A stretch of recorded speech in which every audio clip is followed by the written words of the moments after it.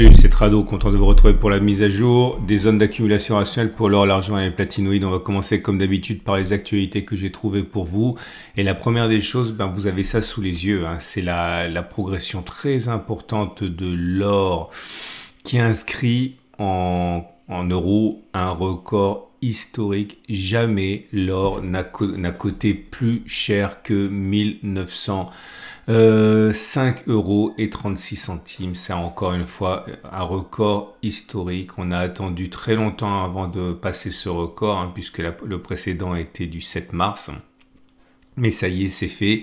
La poussée du jour est à mettre au titre du discours de Jérôme Powell qui est intervenu, donc, enfin qui est aujourd'hui, hein, cet après-midi, enfin là, tout de suite, et dont les observateurs ont pensé qu'il y avait une tournure assez dovish, comme on dit, c'est-à-dire assez laxiste, entre guillemets, par rapport à la politique monétaire, et ils en ont déduit que la hausse des taux était sans doute terminée, et on sait que c'était un vent de face pour l'or qui ne pouvait pas progresser tant que le dollar montait, enfin, c'était difficile. Et là, l'idée selon laquelle la politique de la Banque centrale américaine devrait devenir plus accommodante, eh bien, ça a provoqué le regain auquel on a assisté, regain de forme auquel on a assisté.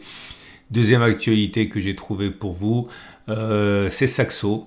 Saxo qui délivre son signal, et c'est un petit peu, je vais dire, le problème quand on inscrit des records ou que l'on progresse fortement, c'est que les commentateurs, les analystes, les banques, etc. ne veulent pas rester sur la touche, hein. Il vaut mieux avoir tort en meute que raison tout seul. Parce que le risque d'être le seul à s'être planté est trop important, hein. Donc voilà, c'est Saxo qui dit oui, c'est certain. Enfin, on ne parle pas du tout de quelqu'un ou d'une institution qui est contre l'or, elle est plutôt favorable, Saxo, dans ses recommandations, mais elle a averti quand même que oui, il y aura sans doute des records en 2024 pour l'or, pour l'argent.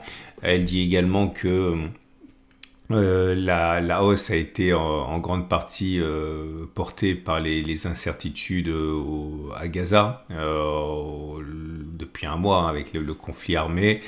Il dit également que la hausse a été également portée par le fait qu'il y a eu des rachats de shorts, c'est-à-dire des spéculateurs à la baisse qui n'avaient pas du tout vu arriver la progression et qui ont obligé de se racheter.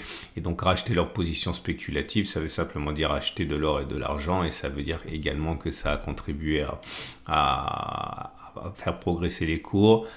Troisième article que j'ai trouvé pour vous, alors c'est Fidelity. Fidelity, c'est le fonds, hein, d'investissement que vous connaissez tous, un géant mondial, qui dans la même veine dit oui, c'est sûr, ça va monter. Mais ça va monter, attention, parce que ça risque de pas monter tout de suite pour les mêmes raisons, c'est-à-dire que ça a été en grande partie porté par le contexte actuel, c'est-à-dire l'anticipation de la fin de hausse des taux, le conflit à Gaza, etc. Et que dans l'immédiat, on risque d'avoir des performances plutôt étales. Alors, ça va monter en 2024, selon eux, mais pas de manière, on va dire, automatique. Il y aura des périodes de consolidation, hein. C'est Forex Street qui reprend l'article de Commerce Bank qui, voilà, pareil, c'est la même idée. Oui, ça va progresser, hein, on va arriver à 2100 $ sans doute assez rapidement, mais attention, parce que à court terme, le risque, il est surtout de voir l'or baisser. Tout simplement parce qu'on a beaucoup progressé et qu'il faut consolider les hausses en montant en escalier. C'est mieux de monter en escalier, et bon voilà, 3 pas en avant, 1 pas en arrière, c'est normal, et là c'est le moment sans doute de faire un pas en arrière, et Commerce Bank avertit que oui, ça va sans doute être en progression en 2024, mais à très court terme, attention pour l'or. Et on va donc terminer avec les rencontres annuelles au coffre. Alors ça y est, c'est quasiment terminé, ça s'arrête samedi. Samedi, vous aurez Philippe Béchade, hein, qui va intervenir. Et la dernière intervention, ce sera celle de Jean-François Faure, le créateur, fondateur, PDG au coffre Veracash. Et c'est juste avant son intervention que vous pourrez retrouver mon intervention sur le bilan de 2023 et les perspectives pour 2024. Donc si vous êtes intéressé par ça, eh bien ça sera en ligne, en direct, donc à partir de 16h samedi, et puis ensuite en ligne, vous pouvez compter sur moi pour vous mettre les liens par la suite, mais voilà, vous aurez un train d'avance si vous regardez les choses en direct. Et puis on va donc passer aux zones d'accumulation rationnelle. Et voilà l'or libellé en euros, et comme je l'ai dit, on a inscrit aujourd'hui un plus haut historique à 1905 € l'once. À mon avis, on ne le tiendra pas, on va sans doute consolider un petit peu, mais l'idée est là, c'est que la digue est en train de lâcher et c'est sans doute une question de temps avant que l'on arrive à clôturer au-dessus. Pour l'instant, restez bien conscient du fait qu'on est sur une résistance et on n'est pas sur une zone d'accumulation rationnelle. La zone d'accumulation rationnelle, c'était celle-ci, 18,27, 18,00. J'ai cerclé la zone dans laquelle certains auraient pu rentrer au moment où on en parlait dans la vidéo. Bon, on peut rarement rentrer au plus bas, ça fonctionne pas comme ça, mais ceux qui auraient réussi à rentrer au plus bas ici, eh bien, ont profité d'une progression de 6% à l'espace de 2 semaines, on va dire. On n'est pas en zone d'accumulation rationnelle. Les bougies Ekinashi indiquent que c'est haussier puisque vous avez un régime de bougies vertes sans mèche basse. Autrement dit, il est plus plausible que l'on continue de monter plutôt que l'on ait fait les plus hauts. Pour l'or, c'est la même chose, c'est très haussier, et forcément puisque le coup de mou vient du dollar en fait, et de la politique de la Banque centrale américaine. Donc tout naturellement, l'or en dollars réagit également très bien. On n'est pas sur des records historiques, puisque voilà, les records historiques ont été atteints ici. Attendez, je vais changer d'unité de temps, ce sera plus facile. Le record historique en dollars, il est à ici 2075 dollars l'once. On a même connu un plus haut en séance ici à 2095 environ, donc on se rapproche on va dire, mais on n'est pas sur des records historiques. La tendance de long terme et la tendance de fond demeurent quand même largement haussières avec la M200 et la M50 qui montent. Je vous rappelle que lorsqu'on croise ici comme M50, M200 là, c'est généralement mais pas toujours excellent signe pour la suite. Regardez ce qui s'est passé ici, mais regardez ce qui s'est surtout passé, non pas là, c'était là, regardez. Donc c'est un petit peu l'enveloppe surprise, parfois ça fonctionne très très bien, parfois ça fonctionne moins bien, mais c'est jamais une mauvaise nouvelle d'avoir un croisement M50, M200 comme celui auquel on va assister là, celui auquel on a assisté. Malheureusement, on n'est pas sur zone d'accumulation rationnelle non plus.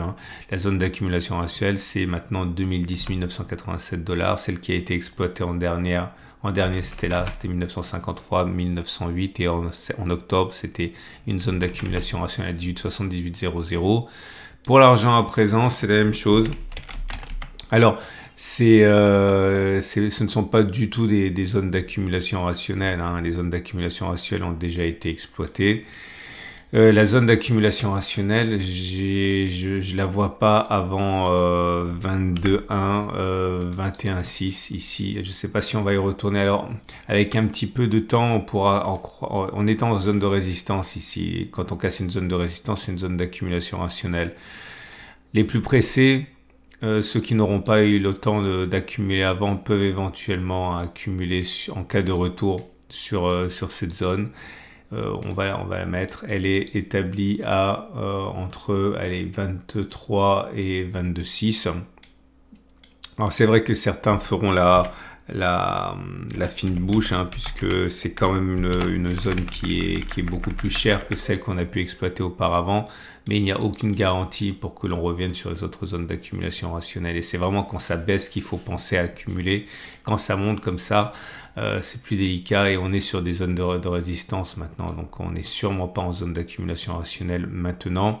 La tendance de fond et la tendance de long terme sont pré-haussières, on va dire, ça monte doucement pour la M50 et la M200.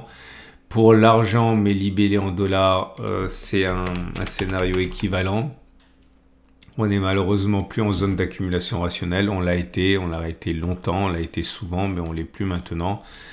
La zone d'accumulation rationnelle était à 21,3, 19,9, après elle a été à 22,3, 21,7, puis 23,4, et là on est en train de passer la zone de résistance ici bon, qui est visible de tous les analystes techniques. Hein. Donc, quand je dis que c'est visible de tous les analystes techniques, ça veut dire que il va y avoir des comportements moutonniers qui risquent de se mettre en place.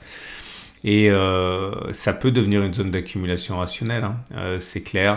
Je vais la mettre quand même, mais voilà, c'est 25,2, 25, ouais, 25,2, 25 environ. On peut accumuler sur cette zone lorsqu'on y reviendra, mais ceux qui ont déjà accumulé préalablement, ici à 23,9, 23,4 n'ont pas à le faire nécessairement maintenant, puisqu'ils peuvent tout simplement profiter, hein, de leurs accumulations précédentes.